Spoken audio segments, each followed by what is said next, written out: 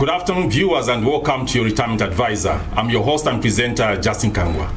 In this episode, I feature Mr. Owen Katongo Kabanda, who is an expert in business and employment matters. He's also a neuropsychologist. Welcome to this episode. Thank you so much, Mr. Kangwa. I'm really humbled to be here. You're most welcome. Thank you so much. Mr. Kabanda, one of the challenges of retirees or those who lose employment is that they fail to accept their new situation, that they are no longer in employment. Yeah. In fact, during last episode, what I talked about, I call that mental realignment or mental deconstruction. Yeah. Why do you think it's important for retirees or just those who lose employment? Maybe after a contract, the employer says, we can no longer renew your contract. Why do you think it's important for them to accept their situation before they even venture into other, maybe business or so? Yeah. I must start by mentioning that really it is a great thing that you have done coming up with this program for retirement, and I think it's helping a lot of people. This is an area that has not been a main focus for many institutions and even for the viewers, because when people just start work, it looks like you have now arrived. You are going to be in employment for the rest of the, So really, like what you even covered in the last episode, it just disorients people the moment they are being handed a letter saying the job has finished, or you have retired, or it is through redundancies, now your job has finished, or whichever form, or if they are being dismissed, because the people psychologically don't prepare for life after work. So it's through programs like this that I think it becomes very helpful for the people to see how best they deal with that. Really, that mental issue becomes an issue because psychologically, when people start work, there's that belief that they're going to be working. And even employers, even HR will tell you, you're welcome to the team, you're going to be here. So because of that, people don't take time to think about what could happen if I lost my job. And they as the employees working, they are even rising in promotions and things of that nature. They are starting to feel there is that merging of the persons as an individual, their personality. It starts to be kind of highly influenced by the work they do. The respect they receive, even at home, whatever, the person is being treated almost in a particular way. Exactly, because he's bringing money to the house, he's buying things. Even in the communities, you see they are being respected. At church, they are being given positions, or being involved in so many activities. So the work that the person does, it starts to influence a lot of things around that person's life, and therefore when now that work finishes, that whole person, everything that was built around this person is now taken away. Even sometimes you see people now being even shunned. They are not being involved in community activities, some even at home. Now that's a very important point that you are raising. Now, so many retirees or those who just lose employment may need to shift their mindset from being an employee to being their own boss. How can they navigate this transition?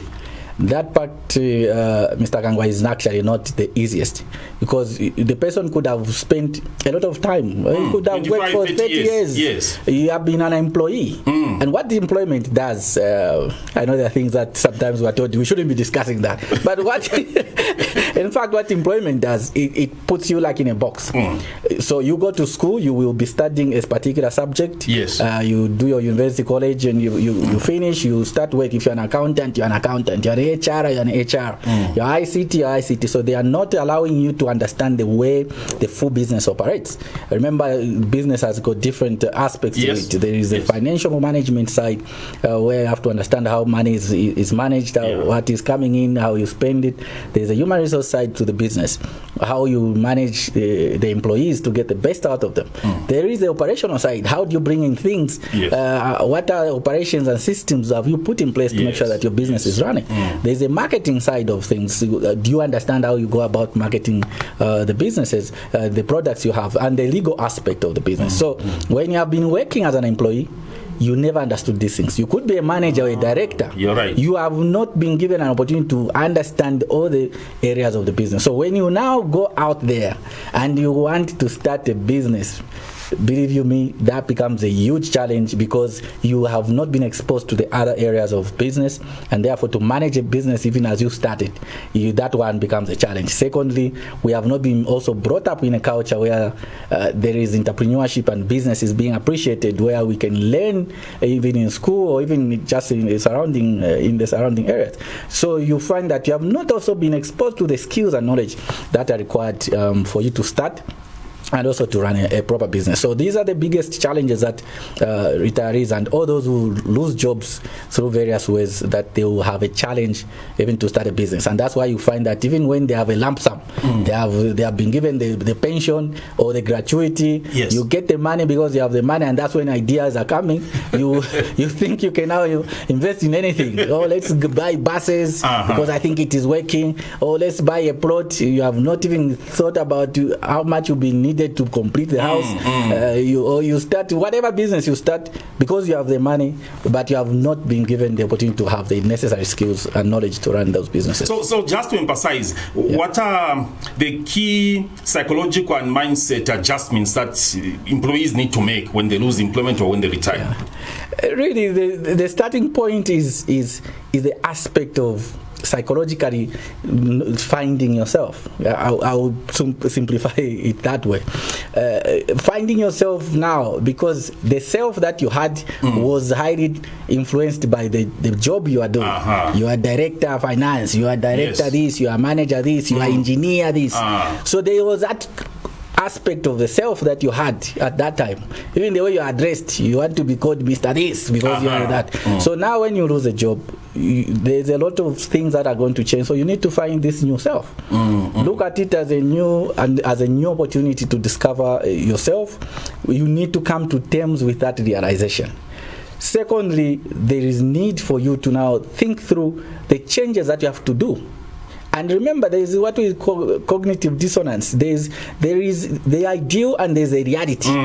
In your head, the ideal is you should have so much money, like you said in the previous episode. You have bills to pay. You are going to. So what adjustments do you need to make? Because maybe you have been living in a house where you are renting 10,000. 10,000. Or you are renting whatever amount. Salary. That's not a challenge.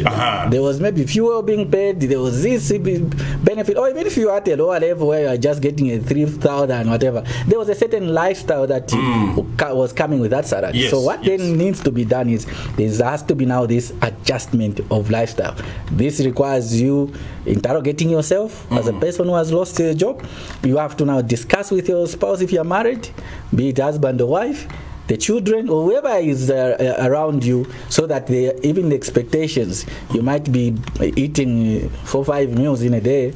Now, colleagues, we need to now adjust and live according to this as you adjust your life. So there's all these things that a retiree or somebody who has lost a job, they need to start adjusting, and they could also seek really professional help. There are professionals like yourself with what you are doing, where they can sit down with someone to help them as they find themselves, as they adjust their life. What also can they do to make sure that the money that they got, either they use it properly in terms of investments in businesses that they understand, or what else can they be doing to also now be having some income beyond employment life. So one of the challenges I've encountered with people who have money, they act like people who are in love.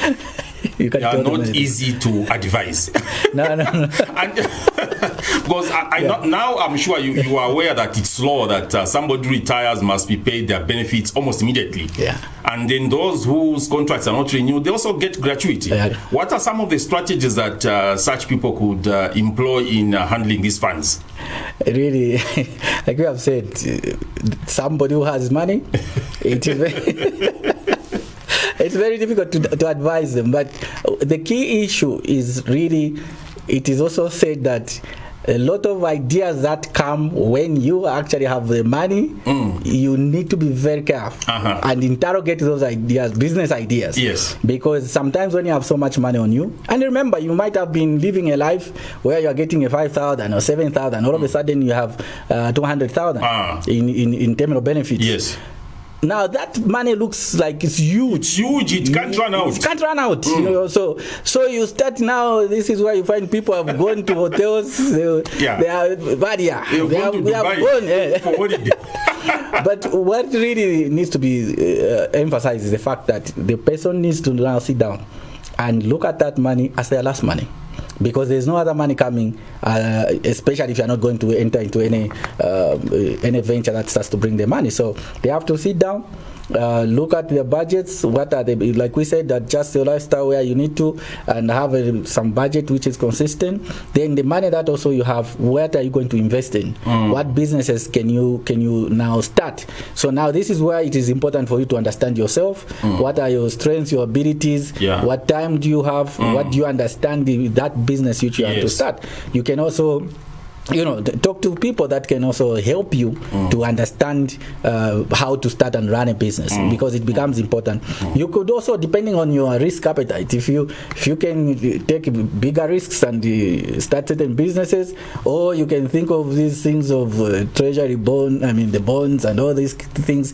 Think and sit down also with people, professionals who can actually advise. And this is why we also emphasize, even for the employers, that it could be very important that even as people are separating, please get some people to talk to them. Yes. We have people like yourself with the programs they're running. We have other institutions that could help. Let the people be helped whenever possible, so that they know how to go and make use of that money and which businesses they actually could start investing in, because that's like their last money. I like your emphasis on people trying to get help, because the challenge is that when you have money, you think you've become more knowledgeable than those who are broke. That's true. Yeah, but I think it's important that people seek help. Because if you are used to handling 5,000 kwacha every month, then suddenly you have 20,000 kwacha. You have so many ideas, and because you've never handled that kind of money, the way you are going to use it, you use it as if it will never run out. Exactly. Sooner rather than later, you find that the money has run out. That's when you become wiser. And that's when now a lot of very good ideas come. Now the money is finished. And now this is where you find some people now even start going to the mountains to pray. It might be my grandmother. They have bewitched me. People are not happy with my progress. You just needed to have sat down with people to help you, because really, if you don't take time to really understand how you need to invest the money will finish in no time. And from that time, once the money finishes, remember, psychologically again, you are enjoying a certain lifestyle. Now at that point, that is what leads a lot of times now to depression, because the very lifestyle you had, now you can't have it. Your wife, if you are married, they're asking you, where is it? We can't eat. The children, you are seeing them languishing, and you can't provide for them. So these are things that starts to eat people slowly. You go now into depression slowly. They were not happy, they have bewitched me. Please, it's just now depression kicking in. So it's important that really, with the last money that the person receives, they sit down and really look at how do you invest that money, and also what other vehicles are there which are less risky, so that you can still have money even. Dear viewers, so this is your retirement advisor, and in this episode we are discussing business ideas in retirement. We'll go for a commercial, and when we are back we'll delve deep into business ideas.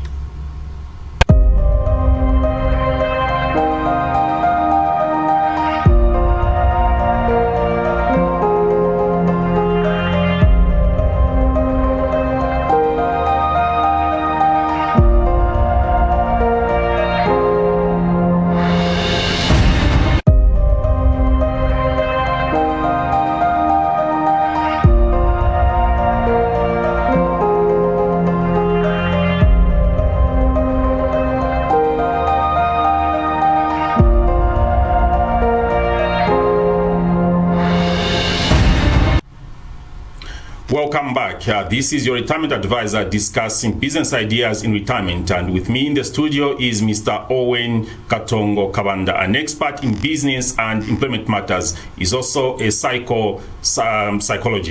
Mr. Kabanda, now what are some of the challenges or limitations that retirees or those who just lose employment are bound to go through as they start a business?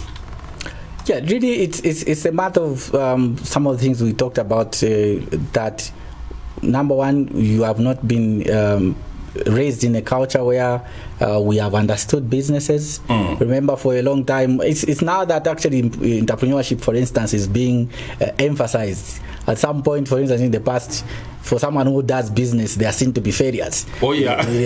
So for you to be seen to be successful, you need to be in an office, you are working with a tie and so on. So that aspect, the culture and the education part will play a bigger role in making this person sometimes to fail in the business, because they have not grown up in a culture of understanding business. Yeah. Secondly, is the issue around the mindset that you had as an employee.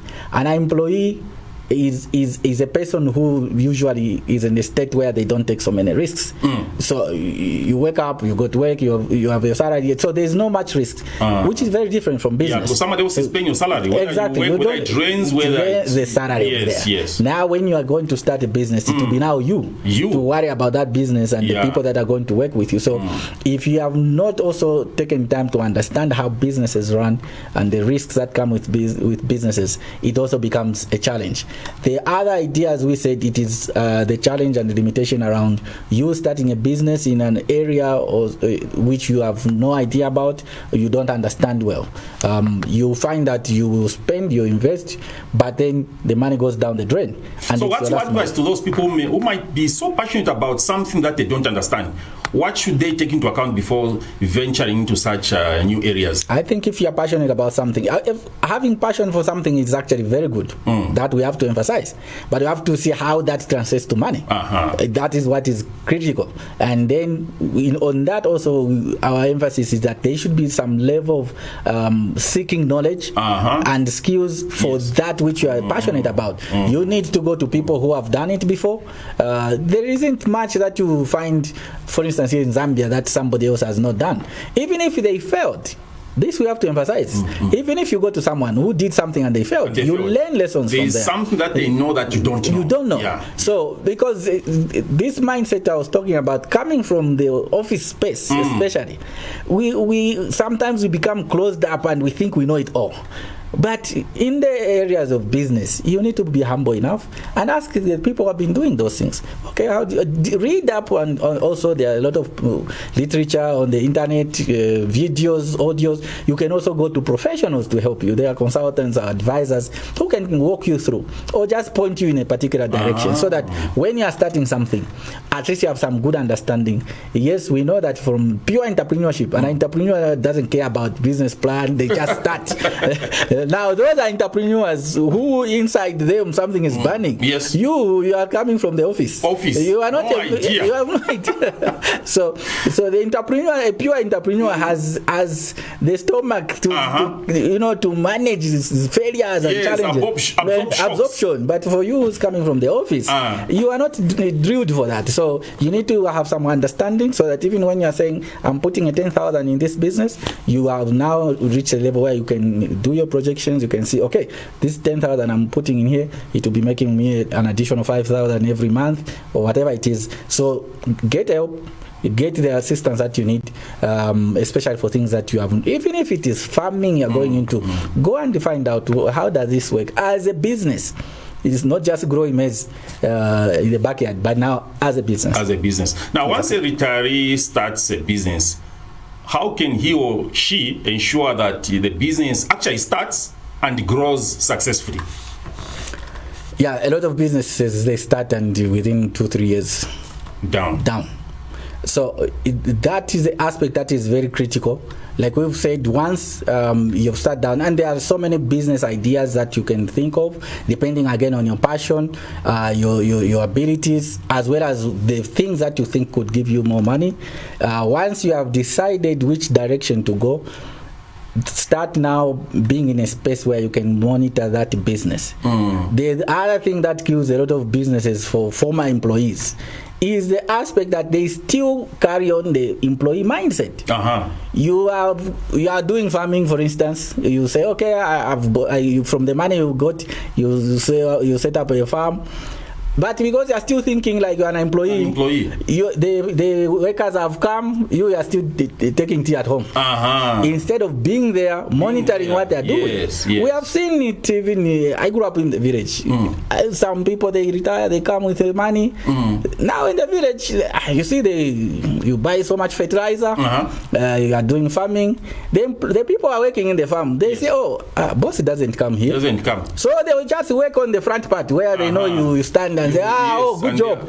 But what is happening in the oil field? Nothing. But what are some of the structures and systems that one can put in place? Yeah, definitely. You definitely have to start looking at it, quickly putting in place some structures, depending on your business. If you are going to run a business as alone or just with one or two people, you are the boss, they are responding to you, you can do that. But if your business is going to continue expanding, you now have to start looking at formalizing your business. Make sure also it's registered. Go register it with PACRA, do your NEMA, your NAPSA, workers' compensation, and ZRA, and the councils and all those things. What's the importance of registering a business? I mean, for the viewer out there. The importance of registering the businesses is because it helps a formalized business can enter, your business can enter into business with another entity. Because, yes, you can know, okay, Mr. Kangwa, we know each other. Yes. But our procurement processes will not allow just because we know each other. The company needs to have a certificate of incorporation so that they can add you. So the procurement team, and if the procurement team, for instance, brings your business on board and it doesn't have all the necessary papers, then the procurement team will be put in problems. Yes.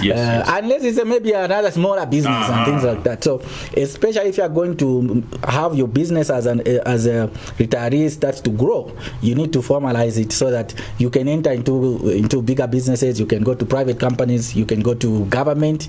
There's now, like in government, you need to also have ZPPA and all those things. So that is when your business is really now growing. Formalizing your business. But it's important to formalize your business, understand how you're going to do your accounting, get someone to help you to do your financials, so that again you're compliant with all the requirements. Maybe as we wind up, Mr. Kabanda, what advice would you give to those retirees who suffer losses?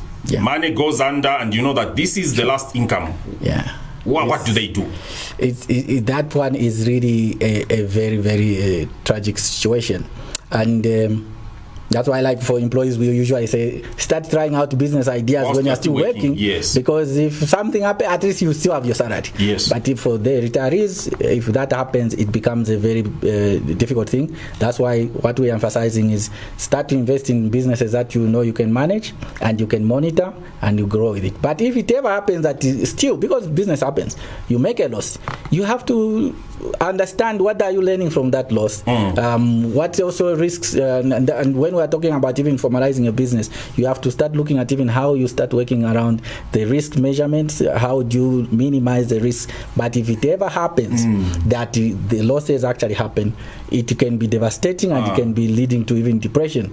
But you have to understand that what lessons have you learned and how can you pick yourself up, and also have a network and have support system that helps you even as you go through these difficult challenges. Maybe as we wind up, how can a retiree live a happy and comfortable life? Really coming to terms with their new life. Understand and live the past, use your past work experience and whatever you had as that phase, and use it to also enjoy the kind of life now you're having. Accept your situation and just move on and start building your new life.